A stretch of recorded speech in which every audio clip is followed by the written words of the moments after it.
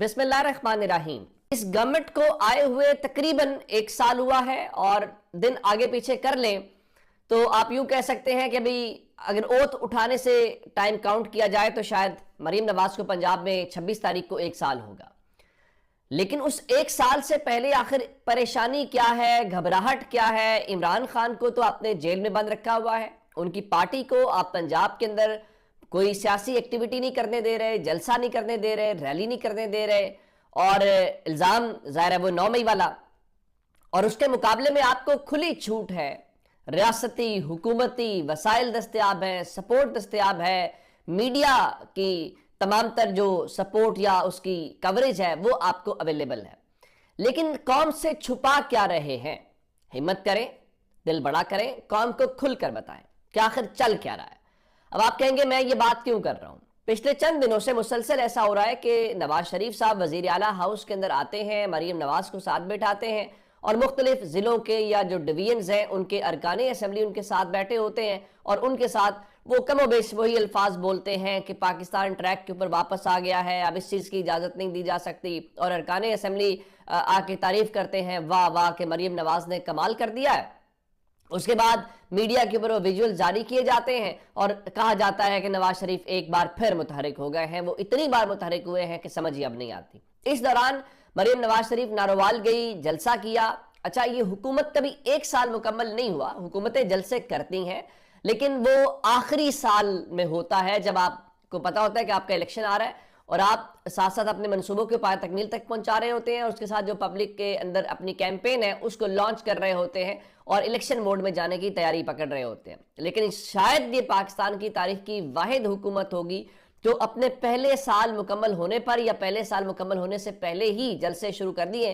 مریم نواز شریف کا جو جلسہ ہے وہ نارووال میں ہوا۔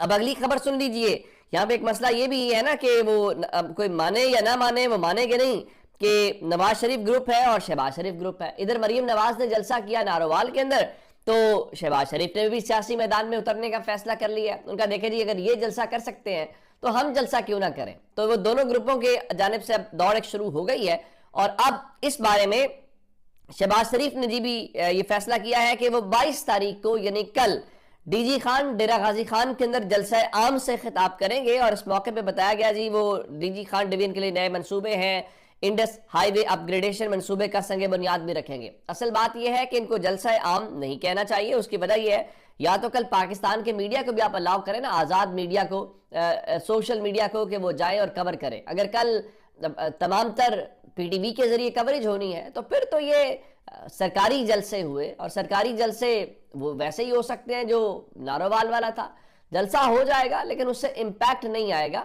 اس سے کوئی اس طریقے سے کہ ہم کہیں کہ کوئی مقبولیت میں پلٹا کھا گئی ہے۔ اب اس کے بعد تو کچھ ہو گئی نہیں، ویسی کوئی صورتحال میرا نہیں خیال کے نظر آ رہی ہے۔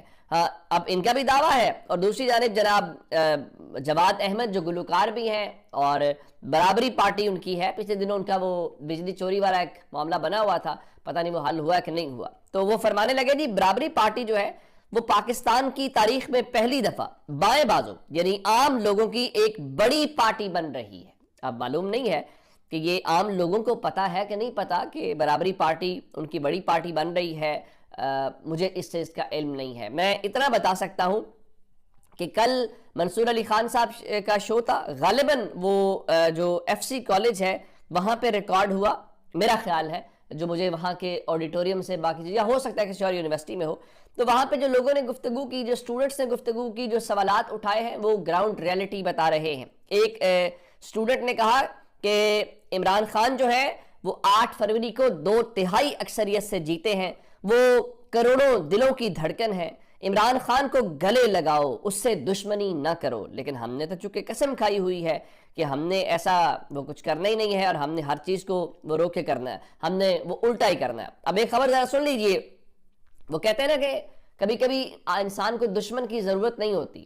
شیر افضل مروت ان لوگوں میں سے ایک ہیں۔ اب شیر افضل مروت جو ہیں وہ سوشل میڈیا کے حوالے سے تحریک انصاف کی بات کر رہے ہیں، باقی ہر چیز کے حوالے سے رات انہوں نے 2 ایک الگ الگ باتیں کی۔ ایک تو وہ عدت کیس کے حوالے سے وہ کہتا ہے جی وہ نا عمران خان کے خلاف عدت کیس اس لیے اس رد عمل کے طور پر بنایا گیا تھا کہ جو جرنیل ہیں ان کے اداکاراؤں کے ساتھ جو سکینڈلز بنانے کی کوشش کی گئی تھی اس کے رد عمل میں اسکینڈلز بنانے کو بھی جسٹیفائی نہیں کیا جا سکتا، لیکن عدت تو شریعت کا ایک معاملہ ہے جو ہزاروں سال سے سیٹلڈ معاملہ ہے، اس کو چھیڑا گیا ہے صرف اس لیے کہ اپنے بدترین مخالف کے ساتھ لڑائی لڑنا چاہتے تھے۔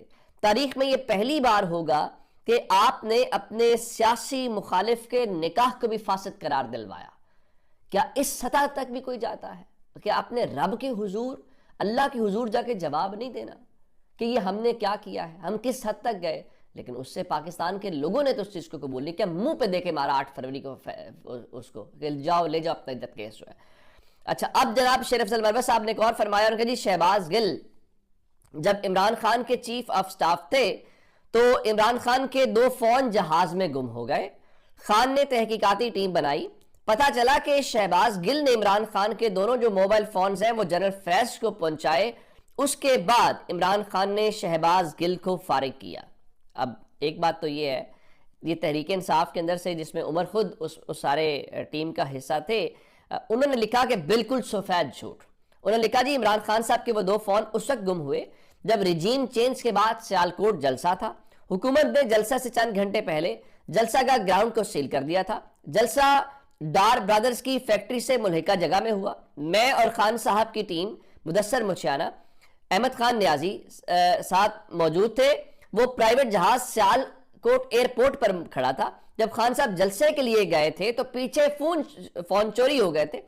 اس دن شہباز گل ساتھ نہیں تھا۔ جب ہم واپس جلسہ کر کے سیالکوٹ ایئرپورٹ پہنچے تو سلمان احمد نے، جن سے تحریک انصاف لا تعلقی کا اعلان کر چکے، تو سلمان احمد نے بتایا کہ خان صاحب کے فون چوری ہو گئے۔ وہ آسمہ شرازی کے شو میں بیٹھے ہوئے تھے۔ میرا خیال ہے شہباز گل صاحب یہ جو سب کر رہے ہیں اس سے ان کو کوئی فائدہ نہیں ہوگا، نقصان ہوگا۔ جو کوئی ان کی حمایت کر رہا تھا اس کی وجہ یہ ہے کہ آپ کا قد پارٹی سے بڑا نہیں ہو سکتا۔ اگر آپ کو ایم این اے بنایا گیا تو یہ پارٹی کا فیصلہ تھا، آپ کو ٹکٹ دیا گیا، آپ نے وہ فیصلہ قبول کیا، لیکن اب جب پارٹی نے آپ کو نکالا ہے تو آپ کو وہ فیصلہ بھی قبول کرنا چاہیے۔ جب آپ اس فیصلے کو قبول نہیں کریں گے تو اس کا مطلب یہ ہوگا کہ آپ اپنے آپ کو، جو آپ کے بارے میں پہلے بھی ایک تاثر ہے کہ آپ ڈسپلن کو وہ خاطر میں نہیں لاتے، تو میرا خیال ہے اس کا آپ کو نقصان ہوگا، فائدہ نہیں ہوگا، لیکن چلیں یہ آپ کی مرضی ہے۔ دوسرا آج کی امپورٹنٹ ڈیولپمنٹ ملاقات ہے جی۔ پہلے حکومت کے ساتھ ملاقات ہوئی جناب یحییٰ آفریدی صاحب کی، اور جناب نے باہمی دلچسپی کے امور کے اوپر گفتگو کی، پھر حکومت سے نظام انصاف کی بہتری کے لیے تجاویز مانگی۔ پتہ نہیں 26 فیانی ترمیم کے بعد جناب کو مزید بھی کوئی تجویز چاہیے۔ اس کے بعد آج ہی اطلاعات ہے کہ تحریک انصاف کا جو وفد ہے وہ چیف جسٹس یحییٰ آفریدی سے ملاقات کرے گا، اور ان کا جی جو عمران خان کے خط کا معاملہ ہے وہ اٹھایا جائے گا، اور اس ملاقات کا جو مقصد ہے وہ عوام کے کرب کو اونچے ایوانوں میں بسنے والوں تک پہنچانا ہے، اور اس نظام کو للکارنا ہمارا فرض ہے۔ ویسے ٹھیک ہے، آپ کو کوئی روک نہیں سکتا۔ خط کے حوالے سے تو پہلے بھی جناب نے فرمایا تھا کہ وہ انہوں نے آئینی کمیٹی کو بھیج دیا، اس میں سے کچھ ہوا نہیں تھا، لیکن اب کیا ہو پائے گا مجھے علم نہیں ہے۔ لیکن چلیے، اب آج خبر ہے کہ انہوں نے 7 رکنی اپوزیشن کے وفد سے ملنا ہے۔